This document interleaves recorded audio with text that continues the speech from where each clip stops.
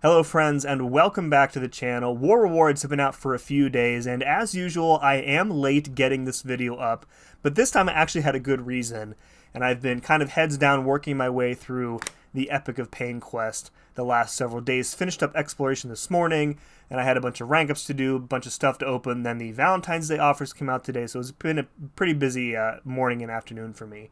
Now, I do have a bunch of 7-star shards left over for my various openings today and the previous few days, so I wanted to kind of bundle those into this video. So we have 2 7-stars available from the War Rewards here that you can see, and then I have enough shards, I think, for 2 more 7-stars. So we'll probably have 4. I don't think we'll get to a 5th, but 4 definitely to open here. So as you can see, SSX was back to pushing this season. We finished in the top 20, back in the Masters bracket here, which I'm very pleased about. So let's go ahead and claim these, and we'll do the rewards opening and move on to my typical review segment. Alright, let's jump right into these 7-star crystals again. We have 4 of these to open. There are a bunch of dupes that I really would like to get, hopefully out of here. Still missing a dupe on Onslaught, on Killmonger, on Warlock, who I just pulled recently, on Red Skull. Those are 4 of the ones that come to mind quickly. So let's go ahead, drop the first one on the spinner here, and see what we get. Got a bunch of first-time dupes from other rewards lately, so hopefully something good here. More SIGs on Titania. She's got to be getting close to SIG 200 naturally. I haven't put any SIGs in her ever, I don't think. 120. Okay, that's fine. I love Titania. I use her all the time. Fantastic champion. One of the best, if not the best, science champs in the game. All right, let's go for 7-star number 2. I don't see anybody particularly good coming by in the reel. Yeah, nothing too exciting in the reel. What are we getting here? Sigs on Joe, fix it between 2 dominoes. Be honest, would I have preferred a domino to another 20 on Joe? I don't know. I can't believe I'm even entertaining the thought of that. That's a weird thing to think about. All right, let's go on for 7-star number 3.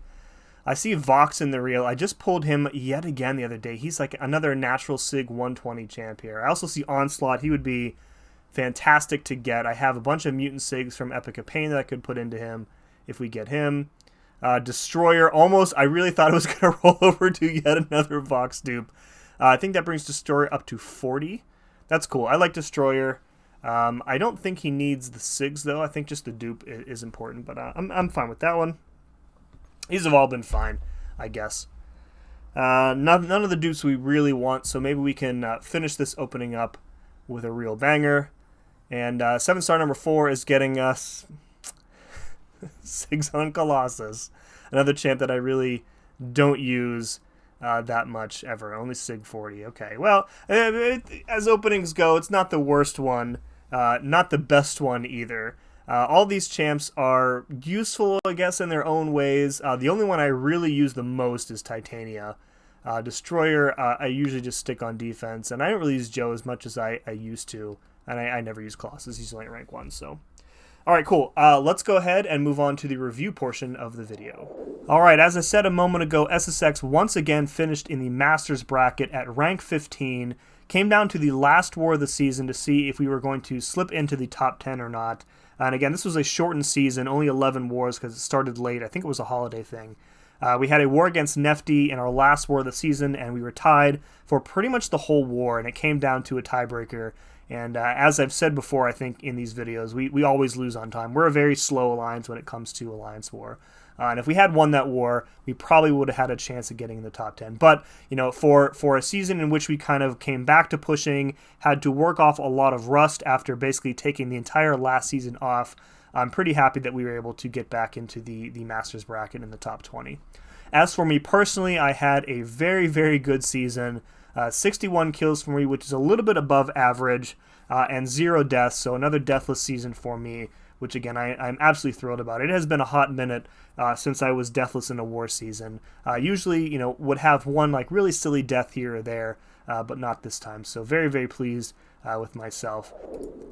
Alright, here we have an overview of all of my fights for the season. Greens, of course, are solos, and there's a whole lot of green on this page, which we do like to see. Now, when I talk about my favorite and least favorite fights, I realize it's a little bit weird because I didn't actually show you very many of my fights this season, only a few here and there on Twitter. So as I shout out a couple of these fights in particular, I'll probably have the actual fights themselves play over top of this view here, so you're not just staring at a grid while you listen to me talk. The first fight I want to talk about in particular is the Werewolf by Night fight in War 8 against Inda. And this fight is significant to me because it was a milestone for me. It was my 1,000th fight as a member of SSX, my 1,000th fight in Tier 1. And I wanted it to be with my favorite champ, of course. There was no other option. So when I signed on to plan that night, I basically just found a path where I could use Void for both fights. And then when DLL hopped on the call a little bit later, first thing I said to him was, I know we can give anybody these fights, but this is why I really want to bring Void. This fight is a milestone for me. It's important. And he just kind of, chuckled, and he was very understanding about it. So. And I think the fight was over really quickly. Pretty sure the defender was running the Ouchie Masteries, so very, very quick and easy fight. Other fight I want to call out is the Onslaught minis that I fought on the Scared Stiff node, which it looks like I fought 4 times this season. And I think the best effort that I made in this fight was in War 10 against New Nation. I think the fight was ended up being under a minute. It was really, really clean. I played it about as perfectly as you can play that fight. And when I think about the best version of a fight, I think about it being like a model that I can give other people who need to take that fight later on. And if somebody were to be assigned that Onslaught mini with Ironheart, that fight from War 11 or War 10 rather with New Nation would be the one that I would send them. So really, really pleased with that one. The other ones I want to shout out are pretty much any and every fight I did with Scream this season because we played with the Decay tactic before. But this time around, there were a bunch of new champs in the pool, champs that didn't even exist, like Deathless She-Hulk and Scream, champs that didn't exist as 7 stars back then, like Luke Cage, got a lot of Luke Cage fights in this season. But Scream in particular, more so than the other two, I had just so much fun using. She was kind of tricky to get right with the tactic, especially if she's duped, because she has a lot of buffs expiring, and you really do need to go the extra mile and manage the knockdowns for the slow, or you're going to get caught by the Unstoppable. But Scream is just a blast to play. I try and use her wherever I can in questing here and there. She's just so much fun, looks so cool. I was really happy to kind of get a bunch of fights in with her this season. Whenever we saw Lady Deathstrike on that regen mini, it was a Scream fight. You can see I took that fight 4 times this season as well. Now, when it comes to my least favorite fight of the season, I just want to collectively say that it is 4B Dust, which, as you can see, if you're counting along here, I took that fight at 7 out of 11 wars. I was on path 4B taking Dust with Ironheart. And don't get me wrong, I love using Ironheart, of course, but I'm so sick of doing that Dust fight. It's kind of mindless at this point, And when we would plan, inevitably we'd see a Dust on 4B. And, I would leave the slot open, kind of hoping to myself that as DLL and I worked through the plan, we could find, somebody else with an Ironheart to go take that fight so I wouldn't have to. And as you can see, 7 out of 11 times, the more we filled in the war plan, the more it became obvious that it was going to have to be me. And eventually I would just kind of let out a sigh and resign myself to it and put my name down on 4B. But I'm sure I'll be taking that fight again, but I really hope it's less often from now on.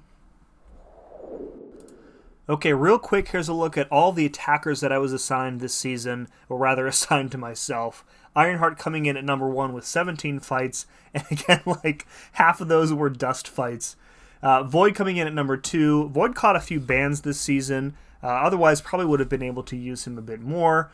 Mole Man, all those fights, I think, or most of them were against the Null on 4B. In the past, I had taken that Null with Absorbing Man, but not as safe to take a rank 3 7-star with an Ascended 6-star anymore. My Wiccan is only rank 2. Mole Man is at rank 3, and he pathed better for me in a lot of wars this season, and actually got really, really comfortable taking that Null with Mole Man. He'll probably be my go-to champ in the future, at least until a 7-star Carl comes out. Scream also tied with Mole Man with 8 fights. Already talked about her. Deathless She-Hulk. When I had an option to go with pretty much any generic tactic champ that wasn't Void, it was pretty much Deathless She-Hulk. And I would prefer to use her over Luke Cage just because she's a bit faster. And I really, really like using her as well. And that kind of rounds out the top 5. Couple Black Cat fights. Luke Cage made an appearance a couple times. Medusa. Negasonic, and Omega Sentinel rounding out the list. Alright, here's a list of all the champions that we saw banned this season, and Silk is at the top of the list. No surprise there.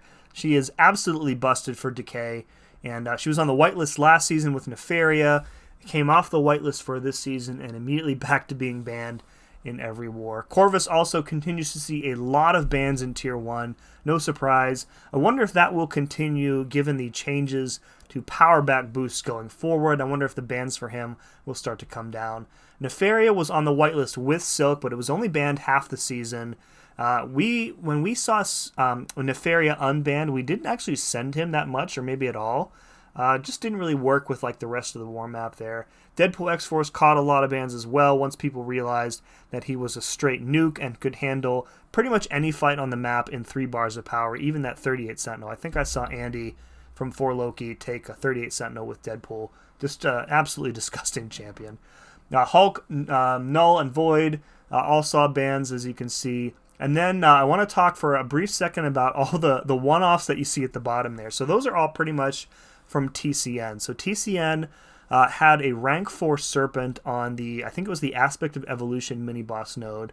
And their strategy for this season was to ban every counter for Serpent and hope that every battle group gave up multiple deaths to that fight. And that was kind of what they were winning on. So you can see they banned Sim Supreme, they banned Mr. Fantastic, they banned Spiral, they banned Void, and they banned Kushala. And this kind of was a hit or miss strategy for them. I know there were some alliances who went 3 for 3 against those Serpents. I know New Nation did it with Shathra. Pretty sure GT used Wiccan on that fight and got the solo. So there were still some options available, but banning the best options for one single fight was a strategy that you don't really see much in Tier 1, so it was super interesting to see that. Alright, last visual I want to show you here is a list of all of my loyalty expenses for the season. We ended up with a net gain of 300,000 loyalty. That's pretty average. I usually am in the 300 to 4,000 range because I'm pretty efficient with my items, and I'm not taking 8-10 fights a war, so I don't need to heal up as much as some other players do. That being said, we did have a higher than normal usage of Advanced Power Boost, and that was because I did have to use one every time I took that Dust fight on 4B. That's just the way that I do that fight is with an APB. And in addition, during this season, the Sigil also was like down because it was being replaced or whatever. So I had only a cap on my inventory of 5, and I think I had some expire as a result. So I was kind of working from like a place of disadvantage compared to previous seasons. So I'm actually like still running very low. I need to build up my stash before the next season starts. Also, I ended up spending some units this season only on energy refills. Most of the time when I joined War, my path was clear. I didn't have to wait for anybody. And I just wanted to get all my fights done and over with as quickly as possible, which in the past I kind of wait and make sure that I'm prepped for my fights. This time I kind of took a little bit of a different approach, and I feel like it paid off for me, so probably continue to do that next season. So this is usually the point in the video where I like to give a special shout out and a thank you to all the officers and planners in SSX, specifically those in BG3 with me. However, as you're probably aware, for the past several seasons now, I've been doing about half the planning for my battle group. Myself and DLL, the only planners in BG3, we share the responsibility. We usually make like a cooperative effort on call for every war. It is a lot of work, but I do enjoy it. I think he and I work very well together.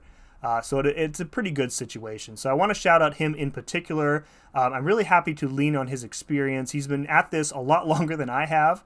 And he and I, we have some overlap like on our opinions and approaches to things, but not enough where we're just like parroting each other, if that makes sense. So again, I think it's a good situation. I think he and I work really well together.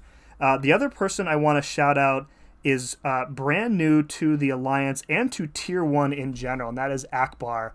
With a nice 67 after his name as well. Ackbar is a person who had, before this season, had never played War at the Tier 1 level, had never been in a Master Level Alliance, and he came in, he was really nervous about it. I was the same way, which I mentioned to him when I started in SSX, but he went out there this season and absolutely crushed it, and ended up finishing the season deathless. And it wasn't just like, we weren't just giving him like, path fights. Like, he was taking minis here and there as well. So, it wasn't like coasting to a Masters title. So big shout out and a huge congratulations to Ackbar for not only finishing his first season in Tier 1, but finishing it with a Masters title and Deathless. Just huge congratulations to you, dude. And if you're watching this, I'm really glad to have you aboard and in the battle group.